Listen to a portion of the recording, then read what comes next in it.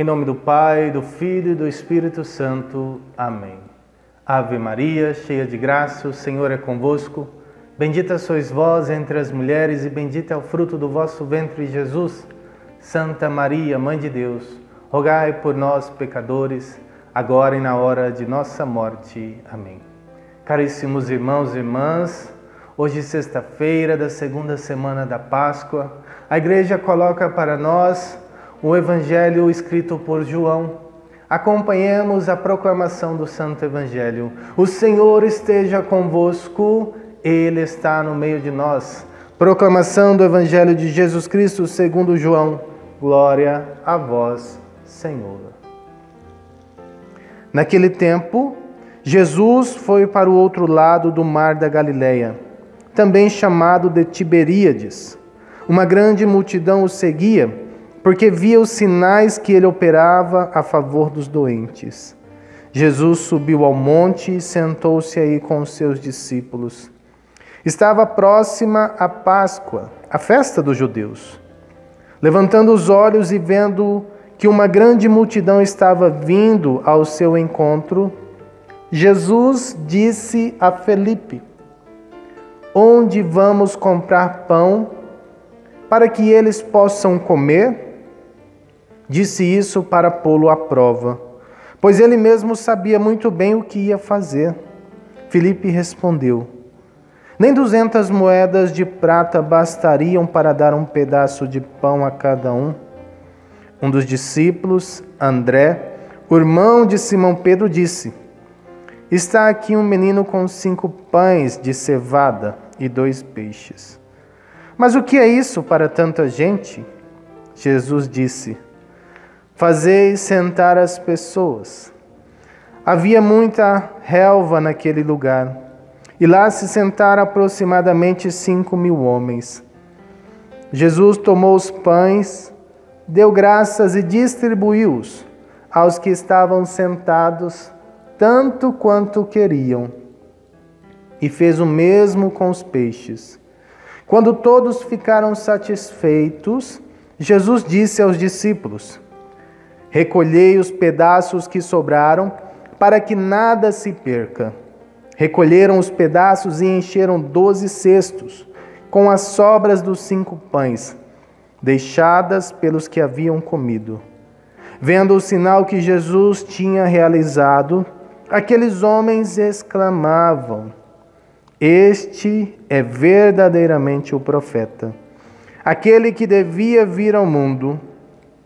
Mas quando notou que estavam querendo levá-lo para proclamá-lo rei, Jesus retirou-se de novo sozinho para o monte.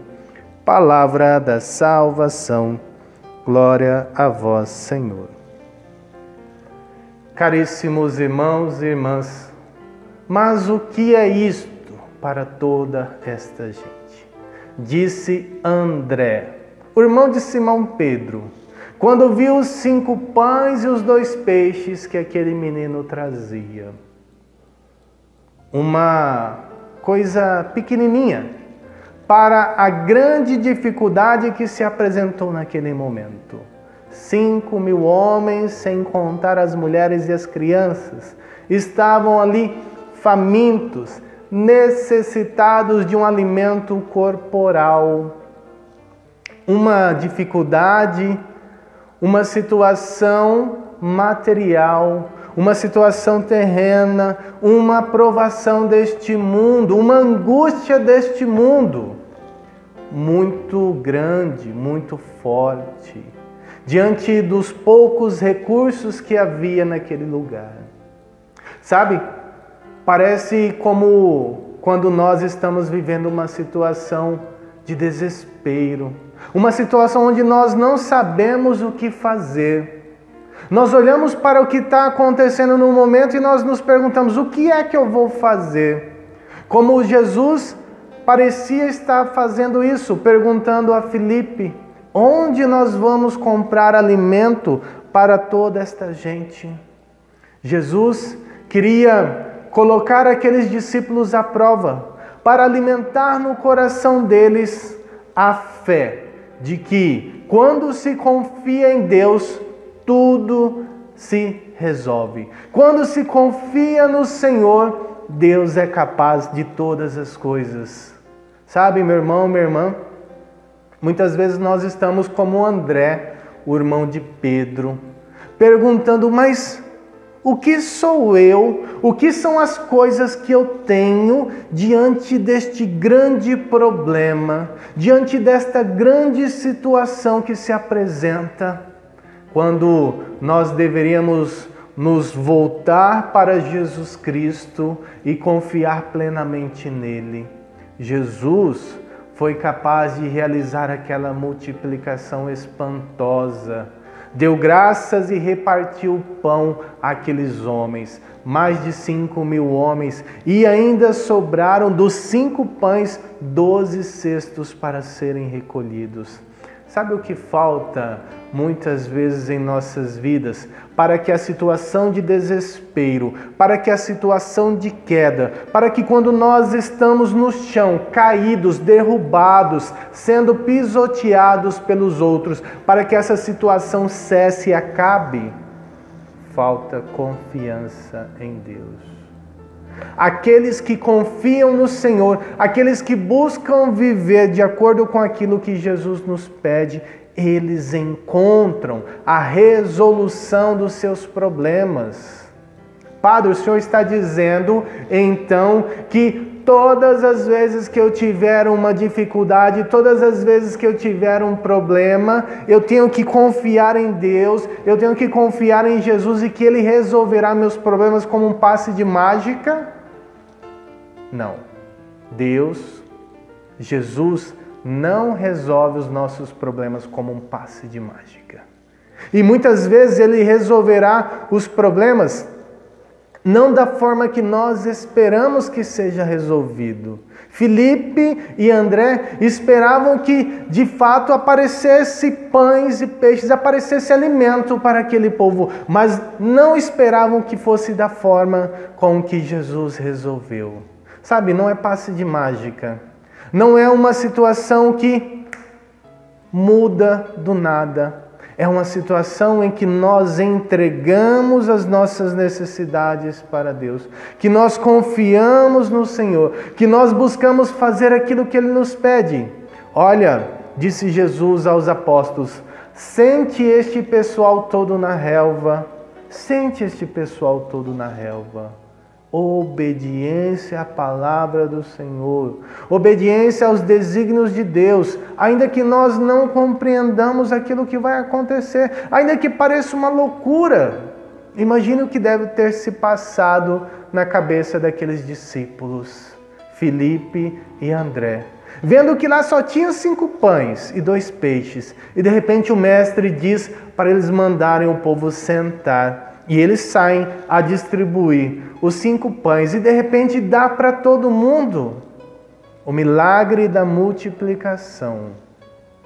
O milagre de acabar com a fome daquele povo. É para que aquele povo reconheça em Jesus Cristo.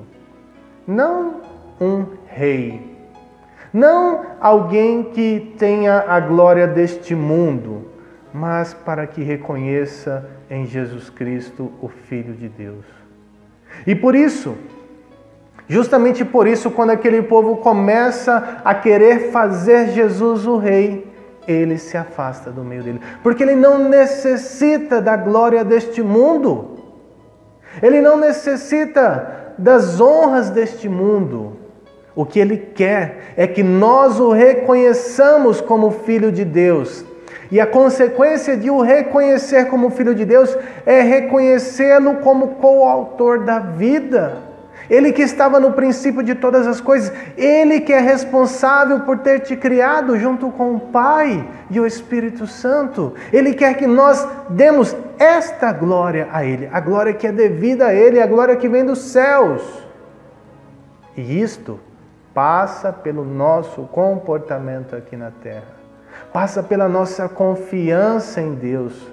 Quando se apresenta na nossa frente um grande abismo de desespero, quando nós olhamos para frente e não conseguimos enxergar uma situação favorável, uma solução para aquele problema, muitas vezes nós vivemos essas situações.